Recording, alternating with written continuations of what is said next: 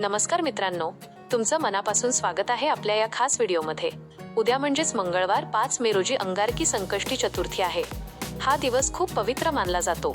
या दिवशी बरेच लोक उपवास करतात आणि मनापासून भगवान श्री गणेश यांची पूजा करतात। पण मित्रांनो, बऱ्याच वेळा आपण काही गोष्टी नकळत करतो आणि त्यामुळे व्रताचं पूर्ण फळ मिळत नाही। म्हणूनच आज आपण जाणून घेणार आहोत या दिवशी कोणते 5 पदार्थ खाऊ नयेत। म्हणून हा व्हिडिओ शेवटपर्यंत नक्की बघा।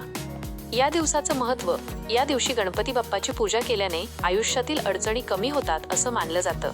गणपतीचं नाव घेतल्याने मन शांत होतं आणि सकारात्मक विचार येतात। दुर्वा अर्पण करणे, स्तोत्र म्हणणे या गोष्टी खूप शुभ मानल्या जातात। आता जाणून घेऊया टाळायचे 5 पदार्थ। 1. जास्त तळलेले पदार्थ। उपवासाच्या दिवशी काही लोक वडा, भजी, चिप्स खातात, पण हे पदार्थ खूप जड असतात। यामुळे शरीर थकल्यासारखं वाटतं, म्हणून शक्यतो हे टाळा। 2.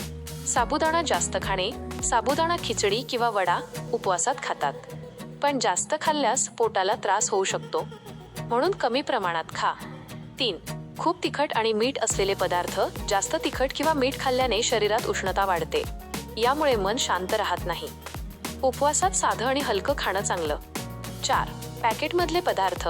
बाजारात मिळणारे उपवासाचे चिप्स किंवा रेडीमेड पदार्थ टाळा, ते ताजे नसतात आणि शरीरासाठी चांगले नसतात।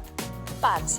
जास्त चहा किंवा कॉफी। काही लोक उपवासात वारंवार चहा पितात, पण त्यामुळे पोटात जळजळ होऊ शकते, म्हणून कमी घ्या किंवा टाळा। मग काय खावं? फळं हा सर्वोत्तम पर्याय आहे। केळी, सफरचंद, पपई, डाळिंब हे हलके आणि चांगले असतात। दूध, दही, शेंगदाणे, राजगिरा हेही खाऊ शकता। व्रत कसं करावं? सकाळी लवकर उठून आंघोळ करावी, गणपती समोर दिवा लावावा, दुर्वा आणि फुले अर्पण करावी, गणपतीचं नाव घ्यावं आणि रात्री चंद्र पाहून उपवास सोडावा। शेवटी एक महत्त्वाची गोष्ट मित्रांनो, व्रत म्हणजे फक्त न खाणं नाही, तर मन शांत ठेवणं आणि श्रद्धेने पूजा करणं आहे।